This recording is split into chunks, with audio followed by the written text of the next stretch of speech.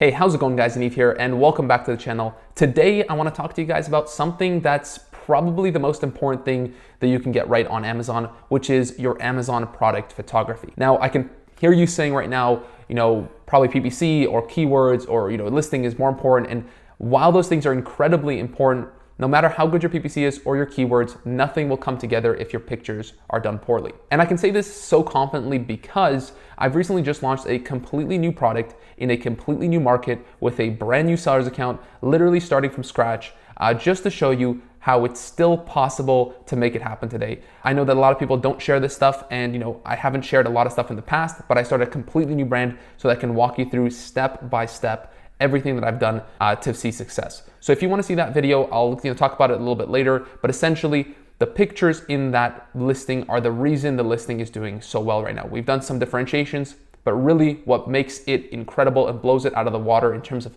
other competition is the pictures. And in today's video, I want to talk to you about exactly what I did, some of the tips, tricks that you can implement right now today to increase your conversion rates and make a whole bunch more sales in your Amazon listing. Now, I don't want to waste anyone's time here, but before we do dive in, it's very important that I mention there's a difference between product photography that sells and product photography that just looks nice. There's a lot of product photographers who can take pictures that look nice, but not a lot of those pictures will actually sell. I'll explain exactly what that means so you can understand that in a little bit. I'll also go over, if you should get product photography done professionally or by yourself and the pros and cons of all that. So trust me, you want to stick around for that. And there's 7 total points in this video that are going to help you make better decisions with your pictures and get a whole bunch of sales. And trust me, if you stick around for number 4, it's really going to blow you away because this is something that I didn't even know until recently, and I'm now using it to really explode that business that I was just talking about, which again, we'll get into in a little bit. So let's dive right into it with number 1, which is always use pictures that are 1,000 by 1,000 pixels or more.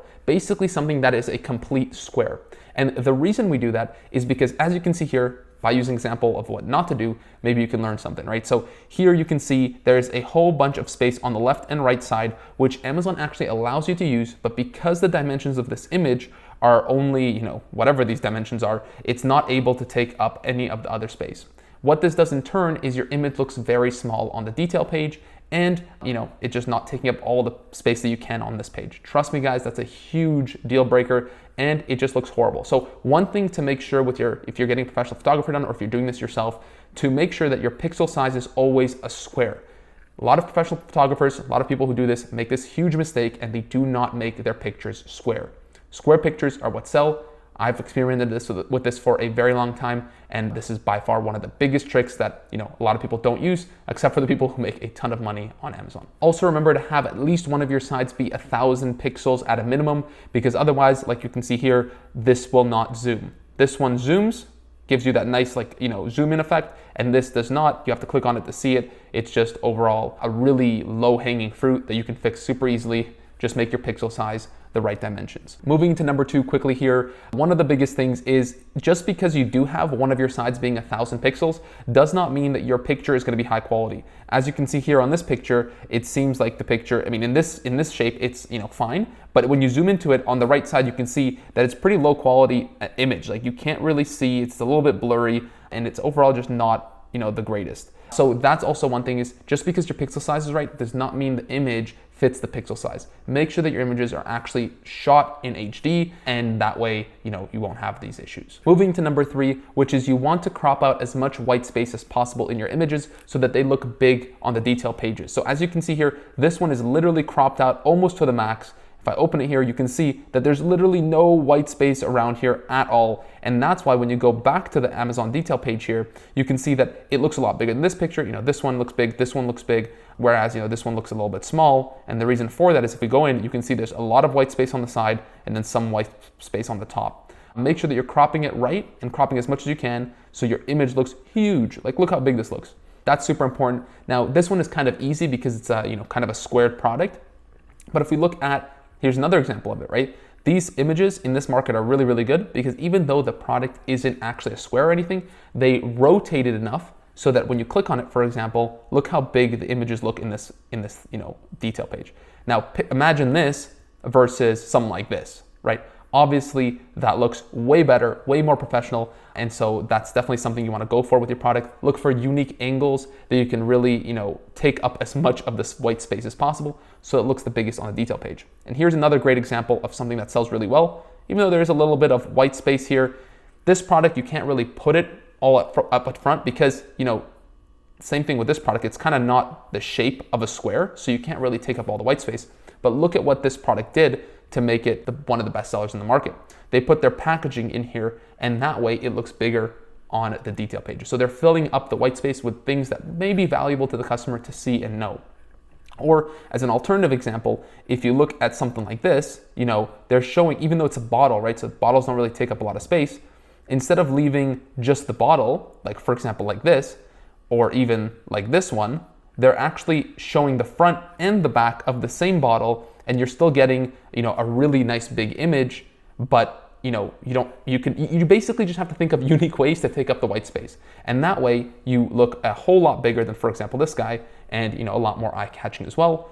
The more people click on your listing, the more people are likely to buy. So that's one of the biggest things as well. Be creative with your, the way you present your product. All right, so the fourth way, like I promised, is actually using something that you get from Brand Registry.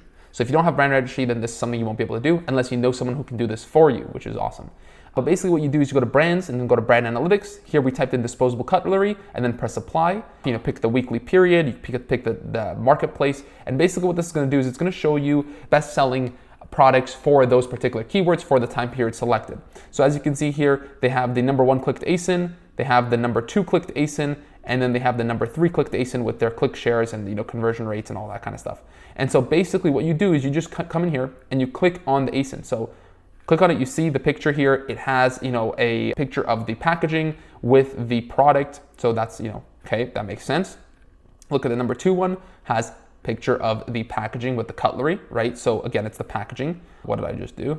I just messed it all up, I think.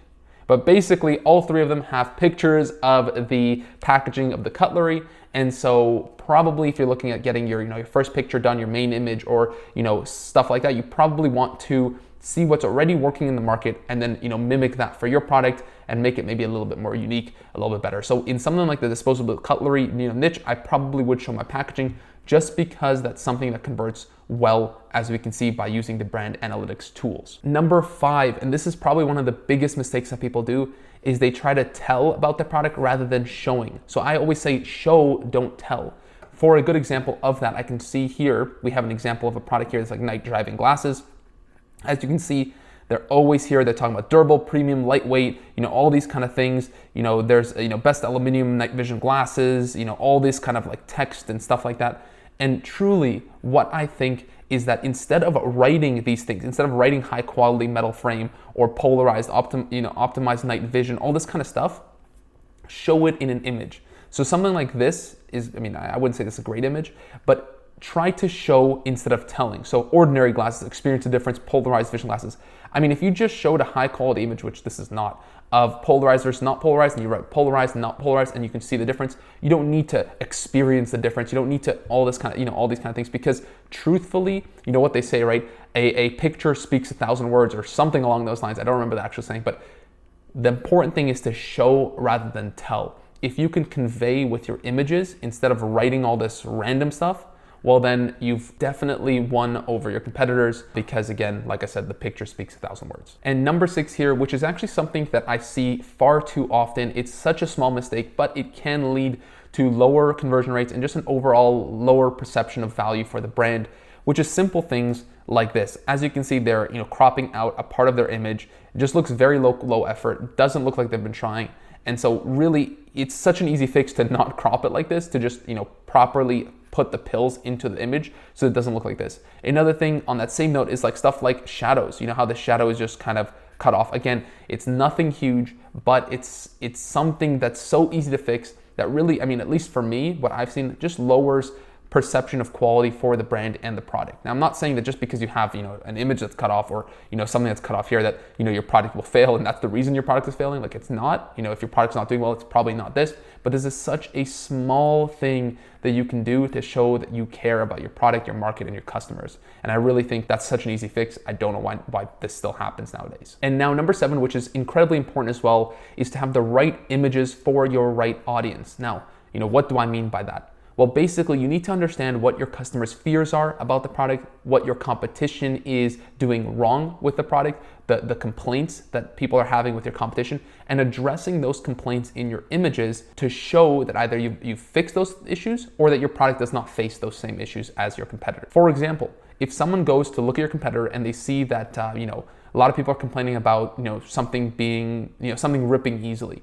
Well, then in your picture, if you've addressed that issue, show a picture of you double stitching that part that rips easily on your competitors so that people can see, okay, that does not happen with this product, or that they've addressed the issues of other products so that your product is obviously, better. And again, like I say, show, don't tell. You can have some words in it, but show in your image so that people understand. So on the same note, a really great way to actually understand what images to use is, again, to read the reviews of your competitors, to understand the fears of a customer shopping in this space, and to be able to address those in your images to show them that these are not the things that are going to happen with your product, and therefore leading them, along the line to buying your product over your competitors. And on top of that, another really great way is to just read commonly asked questions and problems that people have, like in the Q&A section. So if you scroll down, you should have a Q&A section here.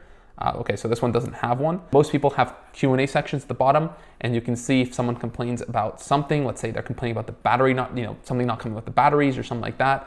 Well, then you can show that in your listing, if you're including batteries, show that the batteries are coming with the product. And so those are just a few examples of how to really take advantage of the shortfalls of your competition to help your products make more sales. So like I said, I know these things work because I've addressed them in my product. I'll put up a, kind of like a screenshot here of what we actually did in the past. I think it's like 15 days. I think we're almost at 15,000 in revenue from one product in the last 15 days using these same skills and tactics and strategies. Definitely make sure to use these. Now, for the biggest debated question in this whole space, which is to go for professional photography or to do it yourself. Now, I would say if you're taking this thing seriously and you really want to make this work, 99.9% of people should be paying a professional photographer to do this for you. And I don't care if you have a super nice camera or you are, take pictures of you do modeling, you take pictures of people. It's very different take good pictures of people and to take good pictures of products. Another thing you might be thinking is like, oh, but like I don't have the money, or I don't want to spend the money on pictures. I want to spend the money on inventory. But the truth is the pictures are almost more important than your inventory, because you can have 5,000 units in inventory, but if your pictures are bad, no one's going to buy your product, period. And so, like investing in the images is actually directly going to give you money back in your business. So I would say that's probably the one thing that I never cheap out on with, obviously, aside from inventory and the quality of the inventory, is the pictures. Now, I personally spend hundreds, if not, thousands of dollars on professional pictures every single time I get my products launched on Amazon, just because, again, like I said, I know the value of that, and I know that, without good pictures, your product's not gonna sell. And so what I did was I got my guys, the people I use all the time to get my pictures done for this new product that I was launching, the one that's doing really well right now. And I actually got an email from this one company called AMZ One Step. They were saying, hey, we're a company, we do, product photography, we've been doing it for a while now, really good. And truthfully, I get emails like this all the time. So I just, was gonna ignore them, but it was just such a perfect timing with this product that I said, what, fine, go ahead, let's see what you can do. And then we'll see, how that is. I didn't have much expectations or anything, but I said, let's give them a shot, which usually I don't. But anyways, when I got the pictures back from AMZ One Step, I was blown away. And instantly I took down all the pictures that I got from my guys and put up the AMZ One Step photos. And needless to say, going forward, I'm only gonna be working with these guys just because of how amazing their pictures were. There's, again, like I said, there's photographers that know how to make, nice pictures, and there's photographers that know how to make pictures that convert and sell. And I've tried, dozens of photography companies. They're the only ones that understood, they got it. They know how Amazon works. They know how pictures convert and sell. And while they're not, the cheapest company out there, like I said, like photos of your product are directly proportionate to the sales you're gonna get. If you just go to your backyard or your mom's basement and you take a picture of your product on your phone, it's not going to sell as well as if you get the professional pictures done. And so what I decided to do, because they were so damn good, I decided to partner with them, and I'm giving you guys 10% off if you ever decide that you want to, pick up professional pictures. They're not the cheapest, but like I said, everything you will make back from those pictures just based on the sales you're gonna get from them. So like I said, going forward, these are the only guys I'm gonna be using. They're the only guys I'm gonna be recommending because again, they've completely blown everything I've ever gotten before out of the water. So you'll be able to look down in the description. You'll have a link there for 10% off if you do decide you want to get pictures with them. I highly recommend you do if you're taking this Amazon business seriously. If not, no problems, no downsides here. All I then tell you to do, if you're gonna work with somebody else, just make sure to send them this video so that they can see all the different steps and all the mistakes that usually happen with product photography, so that you can avoid making those mistakes. Give them instructions, make sure they understand what they're doing, and so that way you'll be able to at least get somewhat better pictures than what you usually would get from most other photographers. So this is a direct one-time investment to your business that can literally change it, give your business the highest chance of success, and check out the link in the description to get 10% off AMZ One Step. Like I said, I'll never be going back to anybody else, but let me show you what I've kind of been able to achieve with their pictures. And I truly believe that one of the biggest factors to my success with this product is that the pictures are just way better than anybody else on the market, because again, like I said, I've never seen anyone perform like this. So I'll show you the results from since April 1st, it's now April 19th, and we've done almost 15,000 in revenue. Let me show you here so you can see it. Play with the settings, and then I'll scroll up there, and you can see it is right there. And so truthfully, that's what I think really made a difference, and I recommend you guys go check them out. Thanks very much for watching, guys, and I'll see you in the next video.